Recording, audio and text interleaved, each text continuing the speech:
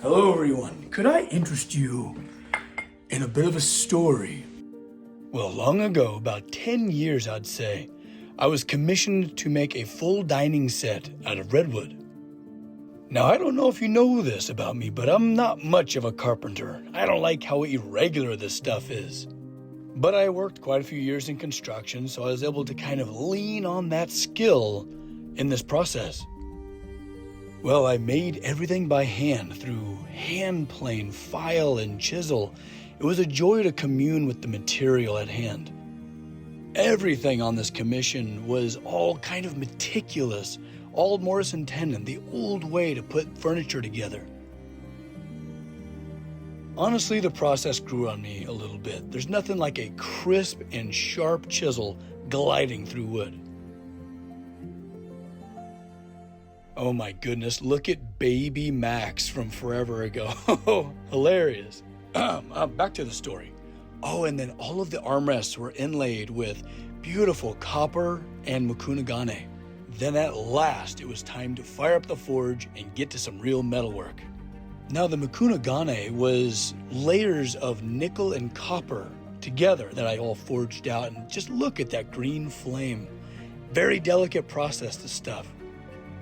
And I tell you what, iron never smelled sweeter after working for months with wood. Now this was a 10-piece dining set, so every component of all the forgings and all the creations that came with that created just mountains of material. Replication has to be perfect.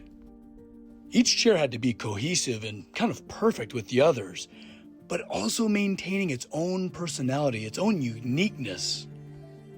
And oh my goodness, did I hyperfixate on making sure everything looked perfect. Because I feel like it's important to make sure that everything just lines up. And here they are, adorned in beautiful German leather, surrounding a massive 12-foot long redwood table I built beforehand. This was a huge accomplishment for me back in the day. It's fun to look back. Now, this is long before I started doing social media and taking that aspect, seriously, and taking you guys on the journey with me. All I really have to show for this project is this book. Now, there's a reason I'm telling you this. Because one of the main chairs took a spill backwards. It fell, and it loosened up, shearing a little bit of the wood, loosening this element up top.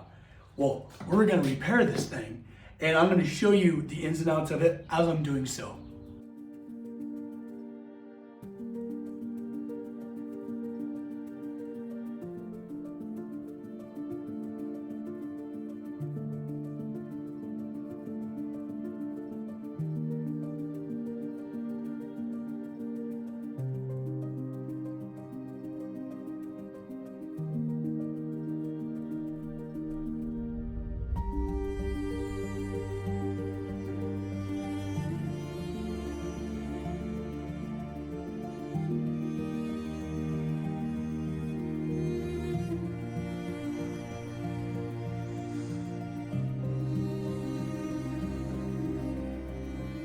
Okay, so what we're focusing primarily on is this.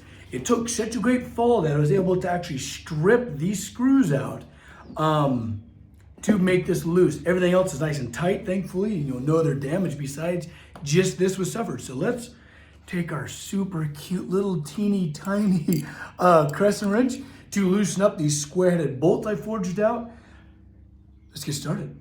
It is always such an interesting treat to be able to kind of revisit something you created so long ago. It's almost like a living time capsule that you get to revisit. See where your head was at on each little detail. It's fascinating because you never truly forget, I feel like we all kind of house a little bit of that memory inside of ourselves at all times. Sorry, this thing is just a little round and unwieldy. There it is.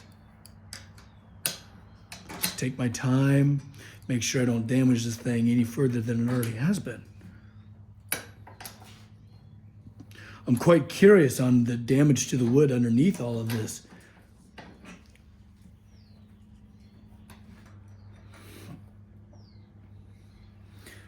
fun little lags that I, forged out from stainless steel.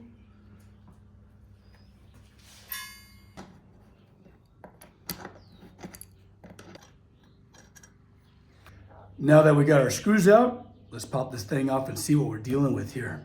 It's a tight fit. Maybe I should go up forward. Yeah, that's what I should do. Oh, yeah.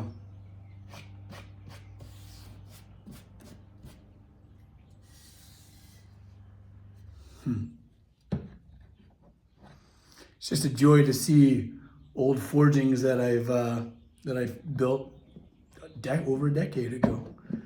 What a lovely fit. It's very satisfying. Okay, so this side looks pretty darn good, but the damage has been done here.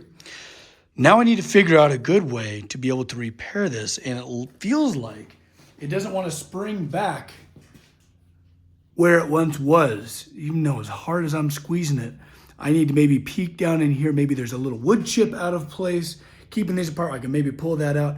But I think what I'm gonna do is try to sweat some wood glue into this, clamp it, and then actually put some more material in these holes so they can re-drill it and reset these lags. All right, so I peered into this little hole, and there's definitely something keeping us from being able to squeeze that to where this line utterly disappears. And I have these lovely little fine tools here that I'm really hoping that I can go in there and fish this little nugget of wood out. And I think I can see it.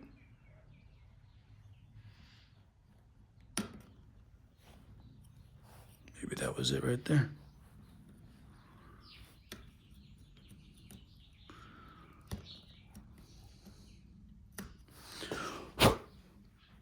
Haven't got it yet. Let's try a different tool.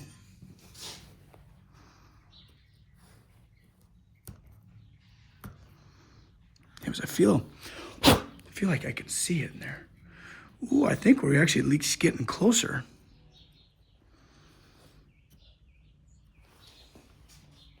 Wonder maybe a combination of the two. If I could get that out just a little bit. And then drag it on out. Oh! You see what I'm saying?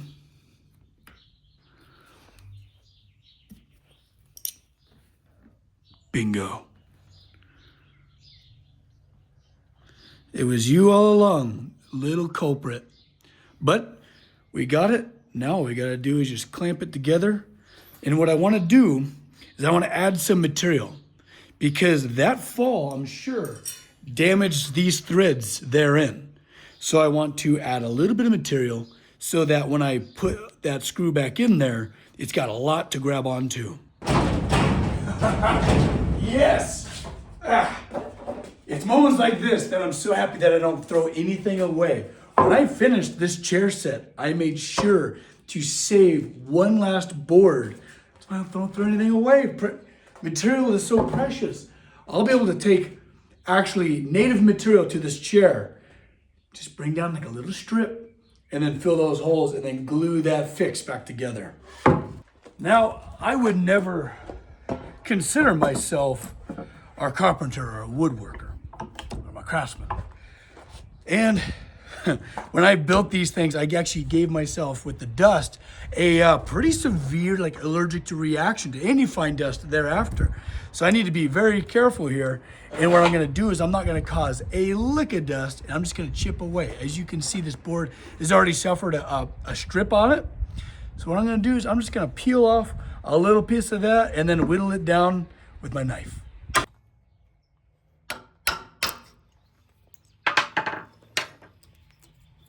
Should be all I need.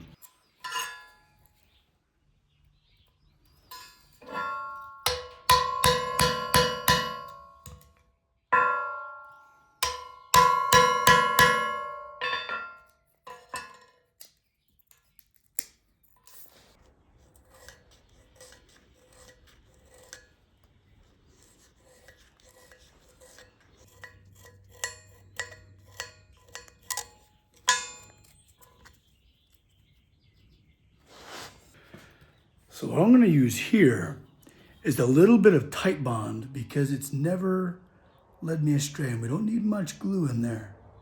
Just enough to kind of coat the walls. I'm going to put a little bit on the plug that we've made. So it kind of sweats through a little bit. We got a good bond. I'm going to give it a twist as I go in, so it really coats that exterior.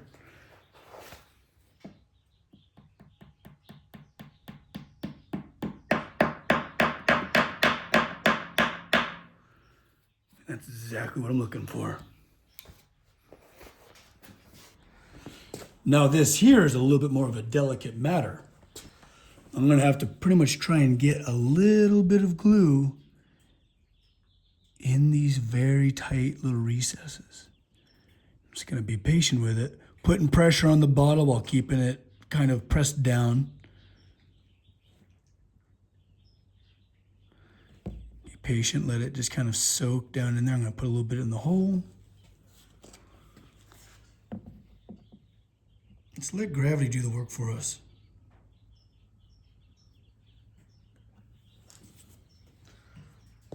Come back over and just use my finger to kind of press that in.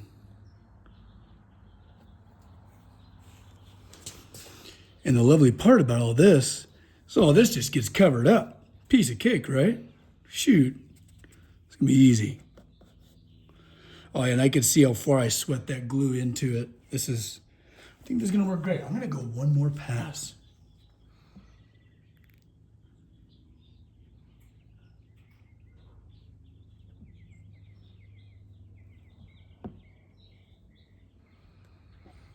My gravity kind of let that drop that in just a little ways. I just want to make sure I'm not coming out the front. But yeah, you can see that wood just drinking that up. I'm going to give it a little bit more, pressing that in.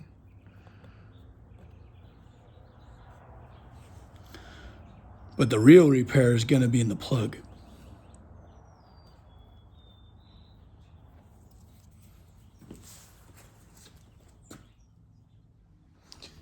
Put a little bit on this thing. Make sure we got enough in there.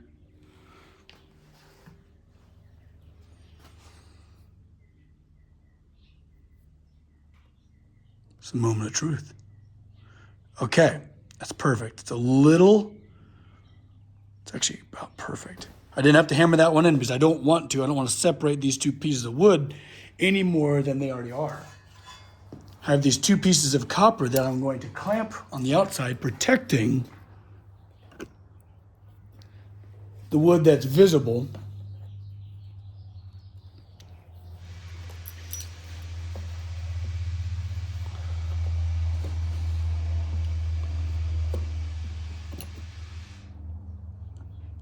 Oh yeah, that's what we want to see.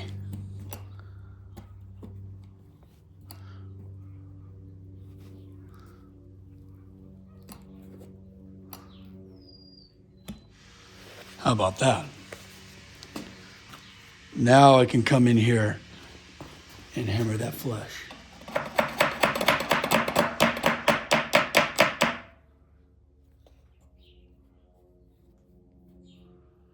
Beautiful. Now, the theory is that this wood glue, this Type Bond 3, is going to have a harder time sticking to this copper than it is the wood.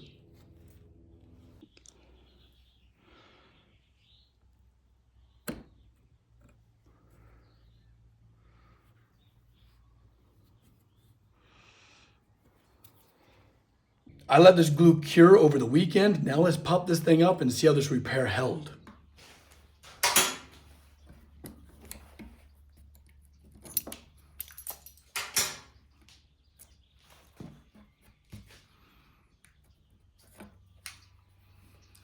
Well, you can't ask for better than that. Beautiful.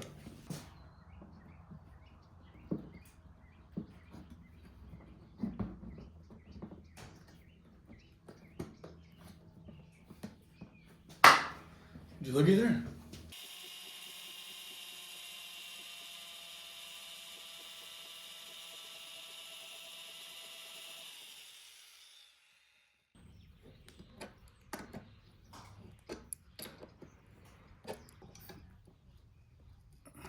I think I got one more quarter turn.